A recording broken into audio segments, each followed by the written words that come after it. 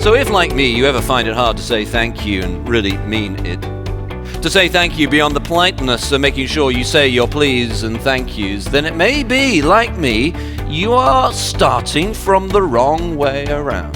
And so let us soak in the truth of the resurrection, and then let thanks be to God come out of that as an active response. Welcome to The God-Centered Life with Josh Moody, 1 Corinthians, the 15th chapter. This time it's verses 35 through 58, in a study we're calling How Gratitude Can Generate Greatness. Josh Moody is senior pastor of College Church in Wheaton, Illinois, and I'm Todd Busty. Josh, we're heading towards the end of Paul's letter, so what is the context for this portion of chapter 15? Yeah, a big thing that Paul had on his heart was to bring the Gentile Christians with the Jewish Christians together by means of a generous gift from the Gentile churches to the impoverished Jewish Christian churches of the time. And to do that, he's putting together this Jerusalem gift, as is often called, and so he's motivating the Corinthians to partake in generosity. And of course, that's a great appeal to us all, to be generous Christians, and the fuel of that is gratitude for what God has done for us. This message was originally delivered on November the 28th, right after Thanksgiving, so the timing is perfect to talk about being thankful. Here's Josh. Well, I hope you had a good Thanksgiving. This morning at 7:30 at our prayer meeting, it felt like most of the pastors were still digesting their turkey. And perhaps you feel somewhat the same. But we have a great passage before us this morning. Let me introduce it for you like this. A little narrative of a conversation. By all means, say thank you, the man said, but make sure you mean it. Thank you, the boy said nonchalantly as he took his piece of chocolate. The man looked at him again sternly. Thank you, the boy said with more meaning. We are often told to be thankful and to say thank you. But is gratitude merely a politeness, or is it something deeper? When Paul says thanks be to God here at the end of the passage, I think he is not simply telling us to say thank you to God politely, whether as a whisper or more loudly and emphatically. Paul is describing an action of saying thank you that comes out of the truth of the resurrection and which has the effect of removing vanity or meaninglessness from our experience of life and replacing it with something far greater because we know it lasts forever. Now you can see as you look down the passage, because of the resurrection, Paul is saying that your labor in the Lord is not in vain. You may not have noticed that the beginning of this chapter has the same word. So verse 2, otherwise you have believed in vain. What does it mean to do something in vain? Well, it is to do something without any meaning, something which has no point, something that is going nowhere. It's vain to mow your grass when there is snow on the ground. According to the Bible, even though the most exciting things in this life are ultimately vain if they do not last beyond this life. In the biblical worldview, it is vain to make money if you cannot take it with you.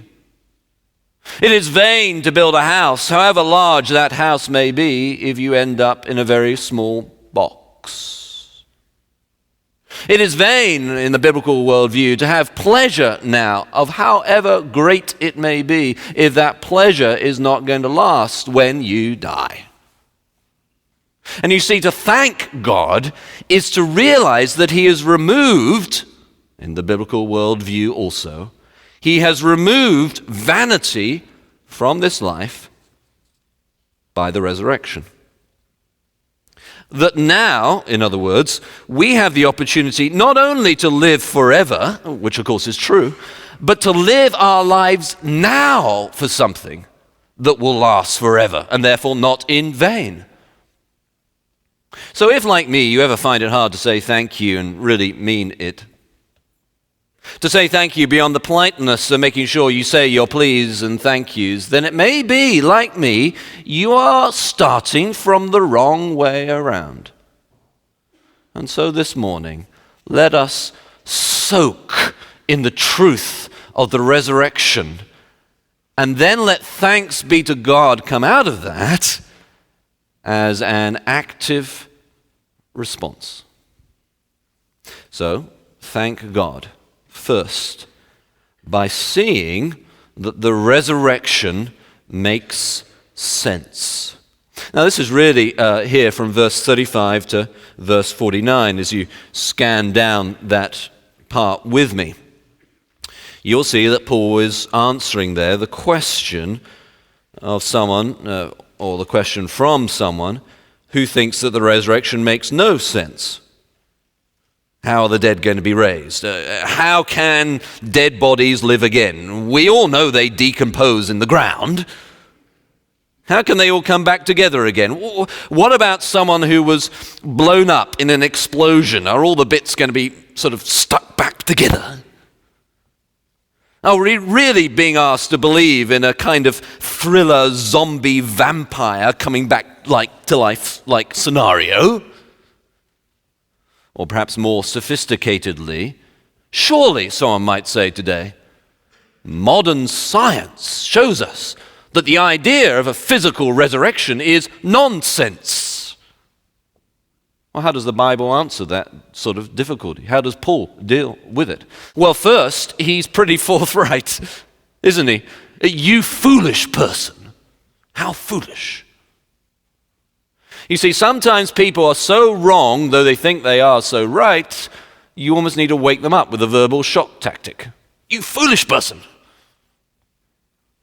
And the trouble with the Corinthians is they, at least some of them, thought they were intellectually sophisticated and were therefore sneering at this idea of the resurrection. But really, it was they who were being intellectually foolish, stupid. Not, according to Paul in the Bible, the orthodox believers in the resurrection, even of the body. Now, how does Paul deal with that kind of thing? Well, his response to their sneering at the resurrection is really to say that the resurrection is actually a little more like familiar processes than you might think. And he outlines here 3 of these familiar processes that he tells us about. One of them you can see is in verses 35 to 44. And as you look down there, you'll see that the process he's talking about is this. It's of a seed dying and then later coming back to life. Now, of course, there are remarkable instances of this in nature. You may know that in the desert, seeds can actually lie dormant, waiting for rain as if there's nothing there at all. And then suddenly when rain comes, remarkable, very fast growth takes place and blooms appear. And there are instances of seeds being dormant for hundreds of years and then in an archaeological dig being discovered and water being put upon them and then coming back to life. Now, we may sneer at this analogy and say that seeds are not really dead, but they have no metabolism, that is, no consumption of energy and a process of dealing with it and the waste products from it and all that, and no metabolic processes, and they are, of course, one of the signs of life. Now, we know that normally seeds are said to be dormant, sleeping, not dead. But then the line between life and non-life is actually not as easy to draw as commonly thought. Viruses are usually said to not be alive, and yet they have many lifelike processes, as we discover every winter. So while the seed dying and falling to the ground and then coming back to life is an analogy, it's still a very powerful one. I mean, just think about it. You pick up a seed. You rub it between your forefinger and thumb, and it is hard and stony like a rock or a pebble. There's no life in it at all. You put it into the ground and apply some water and the right environment, and life appears again. How does God's sovereignty weigh in on this discussion? Heading there next. But first, a reminder that we would love to hear from you. Where are you listening? How are you listening? Use our contact page. That's probably the easiest way. There's a phone number, too, there if you want to just call us. An address if you want to pop a note in the mail. GodCenteredLife.org is where you can find that contact page and connect with us. We'd love to hear from you. Back into 1 Corinthians now. Here's Josh. So that's the first familiar process he describes in 35 to 44. But then he also describes the familiar process of the sovereignty of God. This is not familiar naturally, but it would be familiar to the Corinthians and to any Christian theologically, doctrinally. And this is verse 38. He says there, but God gives it a body as he has determined. As God has determined. The sovereignty of God. God does what he likes, as he has determined. God is in charge. He is sovereign. He can do as he determines. And so for those who believe in the orthodox idea of a God in charge of everything, people like us should never refuse a doctrine on the basis of it being impossible. Nothing is impossible for God. It's part of the definition of God. You can refuse a doctrine on the basis of not finding it in the Bible, or being a contradiction to what you have found is revealed in the Bible about God or the gospel. But to say that resurrection is simply impossible, well, that is not to grasp the familiar theological process of the sovereignty of God. God does things as he determines. A virgin birth. Creation out of nothing. Taking Moses from Egypt, putting him back to Egypt to rescue his people from Egypt through many miracles. Not to mention the nature of every single real Christian. You may not feel that having grown up in a Christian family, perhaps, but you in your nature as a Christian are just as God determined. It is his will that gave you new life. The biggest miracle of all. So that's the other familiar process, the sovereignty of God. And then we had the analogy of the seed dying and producing a crop. And then the last of these three familiar processes that he discusses here in the first part of the passage that explain why the resurrection makes sense is Jesus' resurrected body. This you can see as you look down with me is from verse 45 to 49. Now look at that passage and you'll see there those verses that Paul is quoting from the Old Testament, and he's got some convoluted logic here.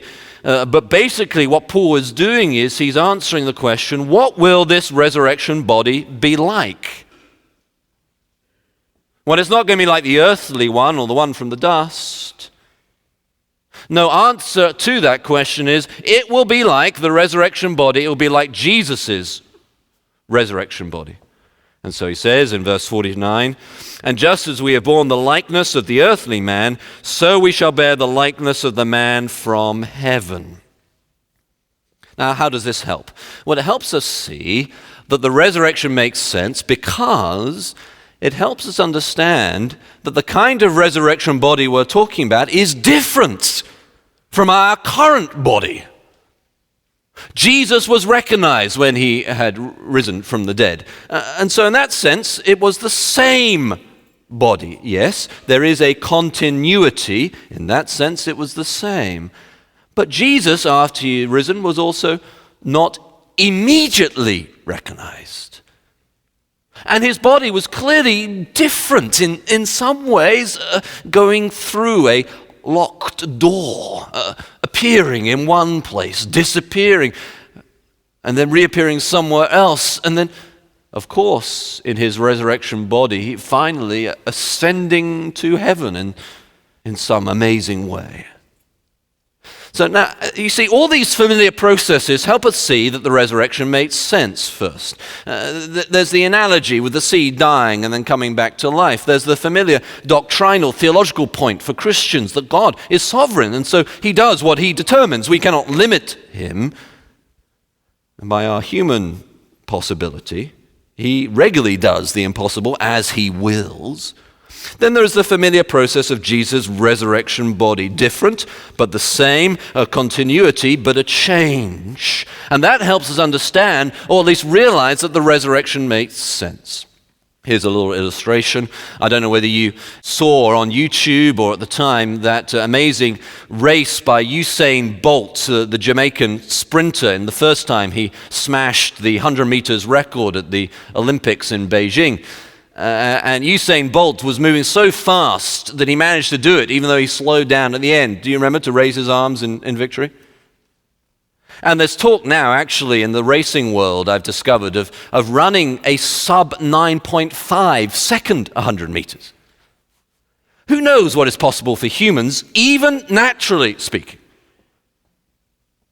When Roger Bannister first ran the 4-minute mile years and years ago, some then thought that was impossible.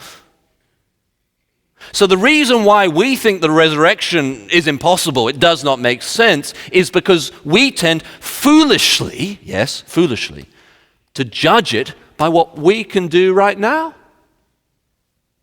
rather than what God can do and has done. A seed dying, coming back to life. The sovereignty of God in our own conversion throughout our experience and taught in the Bible, the resurrected body of Jesus. So thank God first by seeing that the resurrection makes sense because of these familiar processes of the seed, the sovereignty of God, and the resurrected body of Jesus. But then also second, thank God by seeing that therefore death is defeated. Now, you look down with me from verse 50 to 57. And as you look at that, you will see some of the most wonderful rhetoric in the Bible. It's really an amazing series of words here. Perhaps most famously, there is this, isn't there? In a moment, in the twinkling of an eye, at the last trumpet, for the trumpet will sound, and the dead will be raised imperishable, and we shall be changed. It is amazing rhetoric, but sometimes you can get so lost in the rhetoric of it that you miss that Paul is actually making an important point as well. And sometimes that is true of death in general, that the emotion of death and words that are spoken in death's shadow feel so exalted in one way or another, or surprising or shocking that we miss their content. Some examples from outside the Bible. For instance, the famed drunk Dylan Thomas's last words. They were reported to be, "I've had 18 straight whiskeys. I think it's a record." But then you think about what that means for him. Or Oscar Wilde, again, the sort of person who invented funny things to say and then prepared for the moment when they would be right to say in context. In one of many versions of his last words, he said, "I am dying as I have lived, beyond my means." Again, funny, but think what he's saying. Or Maurice Chevalier, the vaudeville actor from yesteryear about death, the Frenchman, he said, "I prefer old age to the alternative." You know. But again, think what he's saying. And then more somberly, Charles IX, who had ordered the St. Bartholomew massacres, said this on his deathbed: "What blood, what murders, I know not where I am. How will this all end? What shall I do? I am lost forever. I know it. But then, most beautifully, Beethoven apparently said, I shall hear in heaven. Now, Paul's words are beautiful and they're full of rhetoric, but they make a point that we must not miss. And the heart of that point is in verse 56. He says there, the sting of death is sin, and the power of sin is the law. What is he saying? He is saying that death is defeated because Jesus defeated it. Death is defeated because Jesus defeated it. So he goes on, but thanks be to God who gives us the victory, death has been defeated, the victory through our Lord Jesus Christ. Here's the logic. Death comes from sin. Now, you and I know that death is a biological process, but it is not how we originally were designed to be. We were designed to live in dependent immortality. Eating of the tree of life, it's dependent, not intrinsic to us, dependent immortality. Eating of the tree of life until we broke that dependence willfully by reaching for the tree of the knowledge of good and evil. And this moral rebellion had consequences with which we all live and then die. Death comes from sin, sin from the law. The law is written in our hearts and revealed in the Bible and reflects the character of God. It is good. As natural rebels, though, whenever we see or hear or feel law in our conscience, sin is, as it were, given power, for we long to rebel against the law. That's Josh Moody, and this is The God-Centered Life. Well, there are three ways to frame the resurrection that you hit on there in this message, Josh. The analogy of the seeds, the sovereignty of God, and Jesus' resurrected body. And I want to park on that third aspect. We've been talking a lot about the power of keeping the end in mind, thinking about heaven, using that to motivate us and keep us on track. So is it safe to anticipate that some of the attributes of Christ's resurrected body that you talked about are going to be available for us? I mean, you mentioned going through locked doors and reappearing somewhere else. Is there biblical support for thinking some of that may be ahead of us? Well, obviously, we're delving into mysteries beyond our ability fully to comprehend when we deal with anything to do with heaven. Right. On the other hand, the most secure fixed point that we have with regard to heavenly experience is the body of Christ, the risen body of Christ. And Paul talks about the spiritual body. So there's something different about Jesus' body, and yet he was recognizable by his followers. And so there's a similarity too. Similarly with us, we will inherit a resurrected body. We will be recognizably us. And beyond that imagery, beyond that teaching that is presented in the Bible, we cannot go. It's a mystery, I get that. But we've said throughout this study that one of the motivations for studying the future, studying what's ahead of us, is that the more we know about what we've been given, the more grateful we are for it, which is exactly what we're talking about in this study. Yeah, and heaven is exciting. We'll have things to do, we'll have work to do for Jesus, eternal dwelling. And if you don't know Christ, you're not sure of that, let me encourage you today to close with Christ, give your life to him, so that you might know the same confidence. Excellent. A mystery and an exciting one. Thanks, Josh. Is it exciting for you? Put another way, are you sure of your future? As Josh said, today is the day to seal that future with Christ. You need help? Our website has a section called Come Home. Need more help? There's a phone number there. Feel free to call godcenteredlife.org. Next time we get together, it's big picture thinking. So this is the big picture of the passage. The resurrection is what makes life meaningful. Without it, Christianity is not true. Without it, life has no point, no meaning. We'll continue our study in 1 Corinthians when we get together next time. One more reminder, godcenteredlife.org, resources for your growth. And this is your invitation to join us for the next edition of The God-Centered Life with Josh Moody.